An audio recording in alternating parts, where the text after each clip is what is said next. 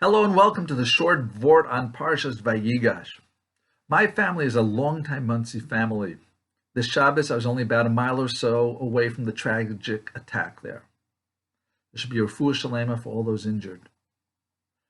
I'd like to take a little bit of a focus on anti-Semitism in America and find a way to connect it positively to this week's Parsha, to glean a lesson from it. The central characters of the last few Parshios have something in common. Not just that they overcame various challenges to reach their purpose and their greatness, but perhaps that because of the challenges that each one of them went through, that is what led to their greatness. Yosef, he was hated by his brothers, he was sold in slavery, he was thrown into two different pits. One by his brothers and one the jail because of his master. One of the things that was a catalyst for his freedom and ultimate rise to become viceroy of Egypt was the fact that he took an interest in his Gentile neighbors in prison, his cellmates. Yehuda also was a leader of the Bnei Yisrael, and this week he confronts the viceroy of Egypt, not knowing yet that it's Yosef, his brother. The only time we saw greatness in the Chumash beforehand was when he said, hey, let's not kill our brother Yosef, let's make it instead. And after that misstep, that his brothers listened to him, he went down from his brothers. He lost his position of leadership, but he regained it by his acts with Tamar and by taking responsibility to guarantee the safety of Binyamin, Yosef's brother.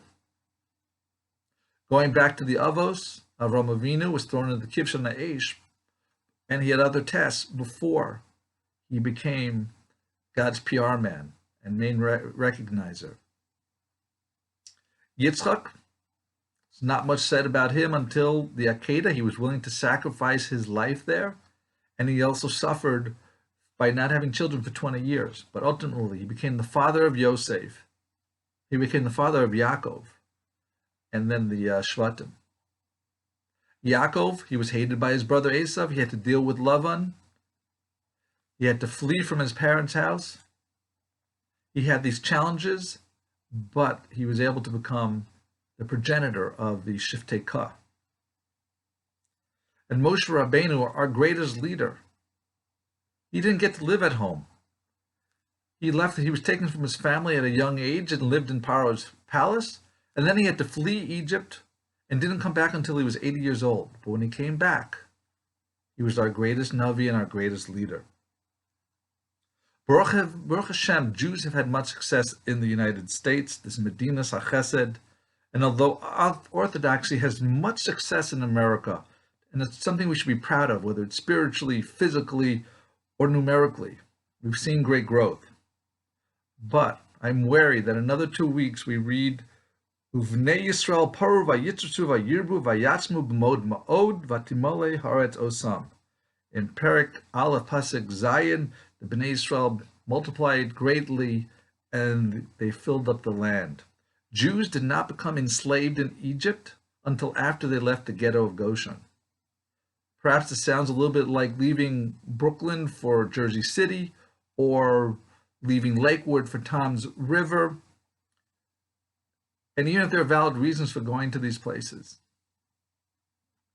Or it could be that the assimilation that we're seeing in general in America, Chas v'shalom, this should not lead to the next pasuk of Vayakam melech chadesh asher lo yadas Yosef, that the king and the nation that appreciated the Jews will change its attitude towards them. Chas v'shalom.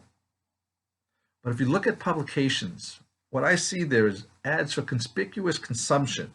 This is beyond the luxury hotels for Pesach or the year-round cruises.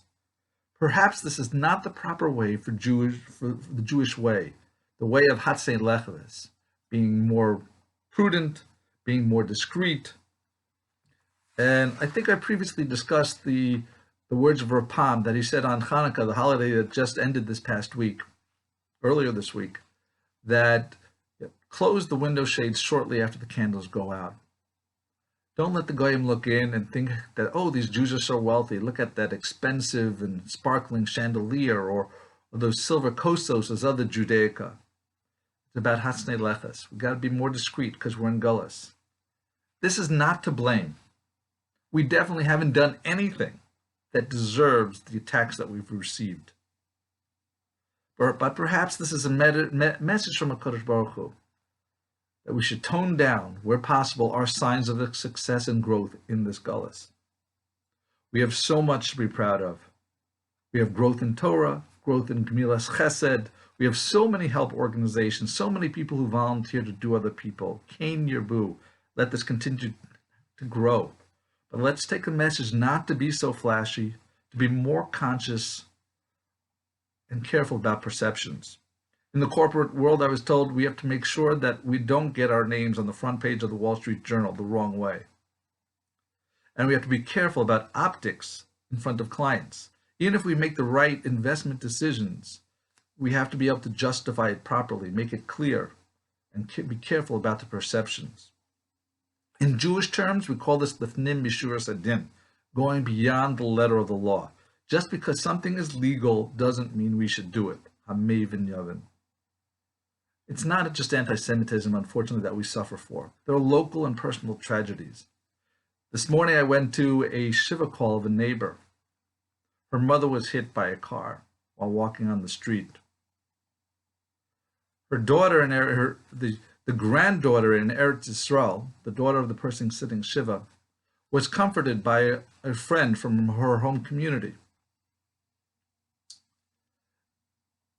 Unfortunately, a few days later, this granddaughter of the Nifteres had to repay the favor and comfort her friend, because this friend lost her grandfather also to a tragic car accident by getting run over, Rahman al-Islam. The Siyum Hashas today had over 90,000 people there. This shows our potential for success. The theme there was more Torah Kviyas, do a little bit more learning, have more kavanah in davening, but I will add that we need to revel in our success in a more discreet and thoughtful way. We must be careful about optics. I believe it's my Rosh Hashiva, Rabbi Beryl Wein, that told us that an observant Jew is an observed Jew. The Goyim are watching. Yosef was the shevet of succeeding in Gullus and overcoming his challenges. With a new year, L'minyanam, I say, Tichla Hashana v'kilka l'seha. May we overcome our challenges and see the Geula Shlema soon. Thank you for listening. Have a wonderful week and a wonderful Shabbos.